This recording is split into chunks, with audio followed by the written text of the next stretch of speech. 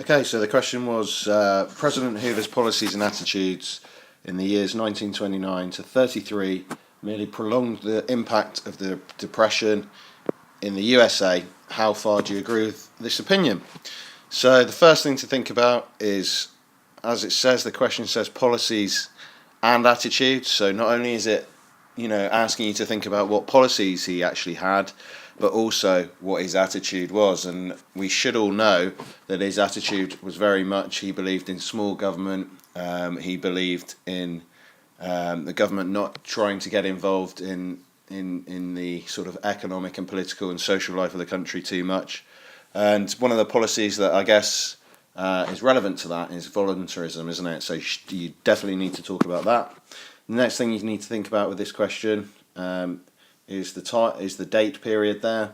And then, of course, as I said to you in the previous B question that we did, you need to be thinking about, well, the key parts of the question. Did he prolong the impact of the Depression? So I'd be mentioning those key terms throughout the essay if I was answering this question.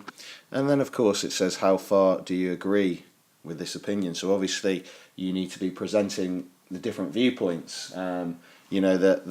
We should all know there are arguments that actually Hoover was a do-nothing president and he really did nothing to kind of solve the Great Depression, his main policy being voluntarism, and that he sat in the White House and things didn't do anything to solve the problems. Things just got worse because he did nothing.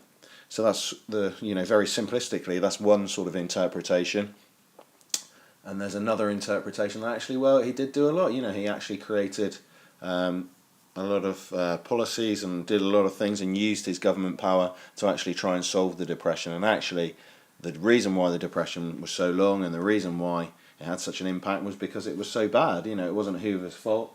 It was just the worst economic collapse to hit America, really. So we need to think about that, and we should also be thinking about different historians' views. What historians' views can we include in there? Because if we want to get a really good grade, we need to be putting different historians' views in there as well. So we should, just like the last question, we should be thinking about, well, can I include the Keynesians' views? Keynesians would argue that actually, did Hoover do enough? He should have spent more money. He should have got the government should have got more involved. And we should also be thinking, well, what about the monetarist views? Can we get their views in there as well? Monetarists like Milton Friedman, who would argue that actually, the government and Hoover and the Federal Reserve didn't do enough to control the supply of money and should have done more. So we'll have a look through this answer. It's not perfect, but hopefully it will give you a few tips on how you can improve.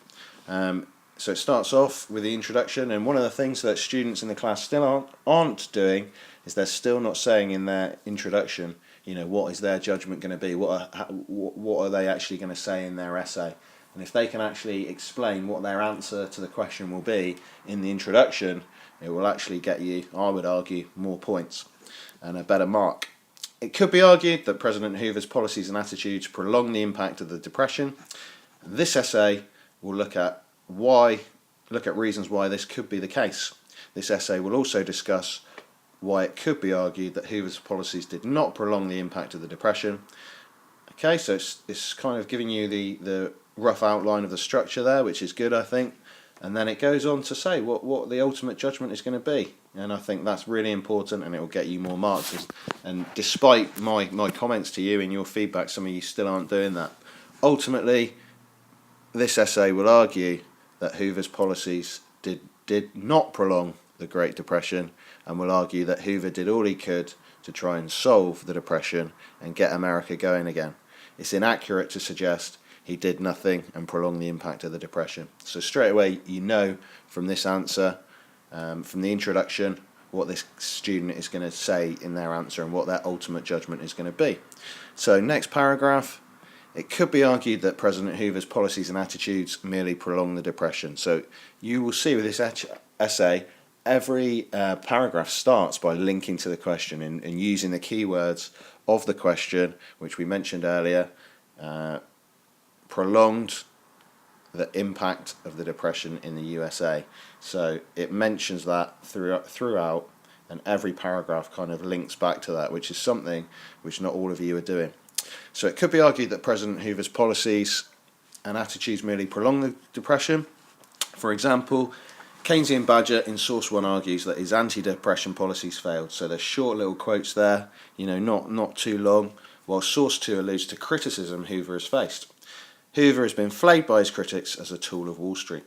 So already using the sources, just little quotes from the sources, not starting off like some students do, by going through the sources 1, 2 and then 3. That approach is very simplistic, and we don't want to see any of you doing that. From this viewpoint, Hoover's policies and attitudes did prolong the Depression, so it's linking to that question. It's always focusing on those key words. Hoover and the rest of the Republicans believed that after the Depression began, that the market would simply correct itself and the Depression would quickly be over. Their attitude to government was that government should do as little as possible and should not intervene. Not many of you, in the answer that you did, linked into the attitude part of the question and what his attitude to the Depression was, an attitude to the government. So I think that's good that this answer does that. Hoover's main initial policy confirmed this, voluntarism. So most of you spoke a lot about voluntarism. Hoover believed that workers and businesses should work together voluntarily to solve the economic problems America faced. So this candidate clearly knows what they're talking about. They're using their own knowledge there. For example, workers should work for as low wages as possible, whilst businesses should do all that they could to look after the workers. From this perspective, the policy of voluntarism failed and actually prolonged the Depression. So it's linking to the question again. Another example of one of Hoover's policies that could be argued to have prolonged the Depression is the Hawley-Smoot Act of 1930. The idea was to protect the domestic economy from international trade through a system of tariffs. The reality was that Hawley-Smoot stifled international trade and prolonged the Depression, so it's using its own knowledge again. And most of you did mention voluntarism, most of you did mention the Hawley-Smoot Act of 1930, which I think is very relevant. Next paragraph. Indeed, the idea that Hoover's policies prolonged the Depression is supported by historians' views.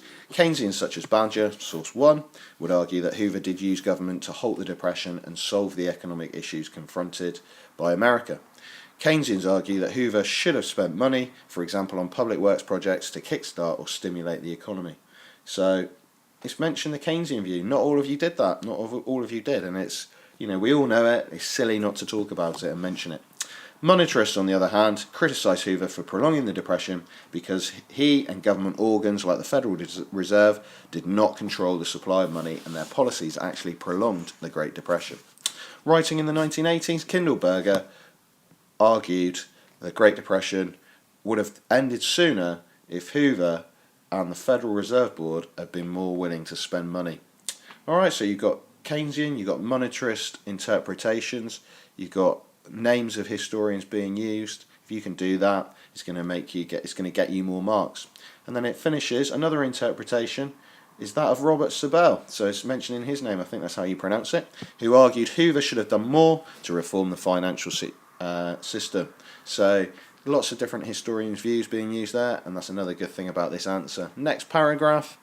However, the idea that Hoover's policies prolonged the Great Depression, so it's mentioning the question again, it's linking back to that, is not accurate in many ways. As Source 3 notes, at the beginning of the Depression, Hoover summoned, I quite like that bit, business leaders to the White House to discuss how to get the American economy going again.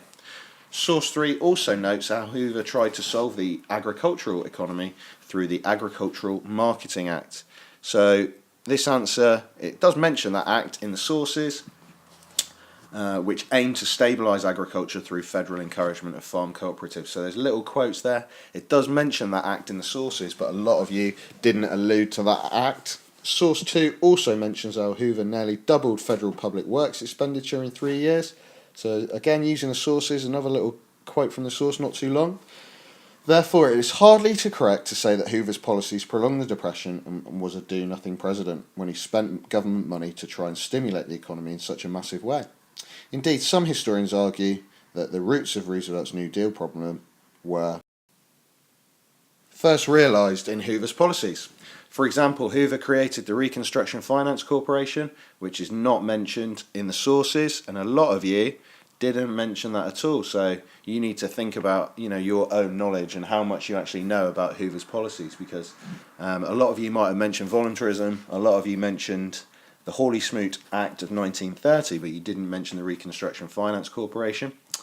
Therefore, Hoover did not prolong the Great Depression. Another example of a way Hoover tried to get the economy going again was by suspending loan repayments from European countries to get the world economy going again in 1931. So the date of that shows good historical knowledge and understanding. It's using its own knowledge again there. Some of you mentioned that, but not many of you. Next paragraph. Indeed, historians have argued that the idea that Hoover's policies prolonged the Depression really fails to take into account the reality of the situation. The Depression was the biggest economic slowdown in the history of the world, and as David Kennedy has argued, economic problems in Europe made it worse.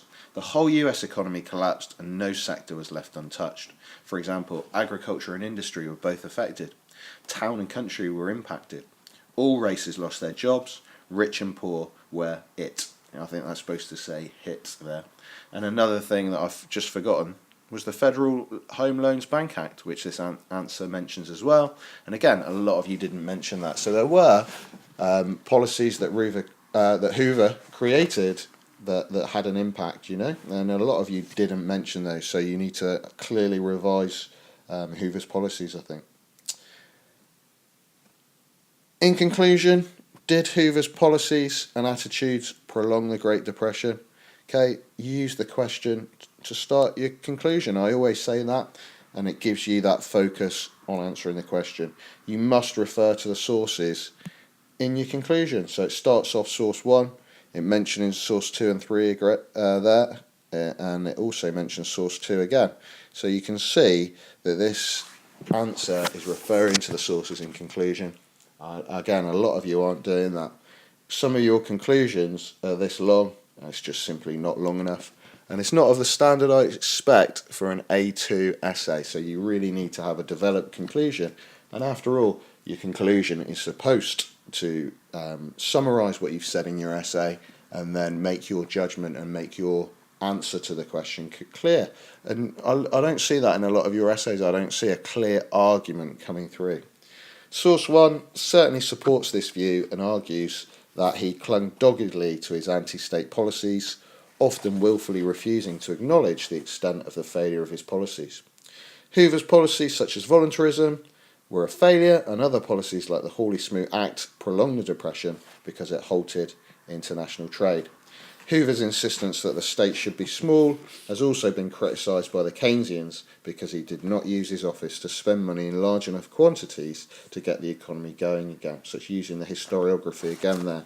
However, this is not accurate, so there's clearly making a judgment. Hoover did not prolong the impact of the Depression. It's a clear judgment, as source 2 and 3 agree. Hoover did use the government to spend money, and he actually doubled expenditure, as source 2 suggests, through measures like the Reconstruction Finance Corporation, which a lot of you didn't mention. Hoover was not a do-nothing president and did try and make the impact of the Depression as small as possible. Goes on, the most important reason, so it's clearly thinking about significance and importance. This answer, one of the things that this answer doesn't do, which I've tried to suggest you should do, is think about in structure the paragraphs in order, structure your paragraphs in order of importance or significance, and this answer doesn't do that really. But it does have a most important reason. It does think about importance, it does think about significance, and it shows a higher, if you can allude to importance or significance, it does show a higher level of thinking, and it is going to contribute, hopefully, to you getting more marks. And the most important reason why I think this is, that should say, because of the raft of measures he took, such as the creation of the 1929 Agricultural Marketing Act, which a lot of you didn't mention, the suspension of loans owed to America by European countries, a lot of you didn't mention, the creation of the Reconstruction Finance Corporation and the Federal Home Loan Banking Act, which, guess what, a lot of you didn't mention. These were not the policies of a do-nothing president, and Hoover did not prolong the Depression. So there's a clear, I'm going to write a J, a clear judgment there, and that would get you good marks. Is it a perfect answer? No, but it does discuss the historiography, it does include historians' views, it does look at arguments why Hoover perhaps his policies and and attitudes, again, which a lot of you didn't mention, actually prolonged the Depression and the impact of the Depression. It does look at arguments why perhaps his policies didn't prolong the impact of the Great Depression, such as the Reconstruction Finance Corporation, such as the Agricultural Marketing Act and the Federal Home Loan Banking Act, and the way he called businessmen to the White House. All of these things argue that actually he wasn't a do-nothing president, and it talks about that argument as well, so it's a balanced answer. And then it comes to a clear judgment in the conclusion. It's got good quality of own knowledge as well, and so therefore it's not a bad answer at all. And hopefully you can look back at your answer now and consider how you can and reflect on how you can improve.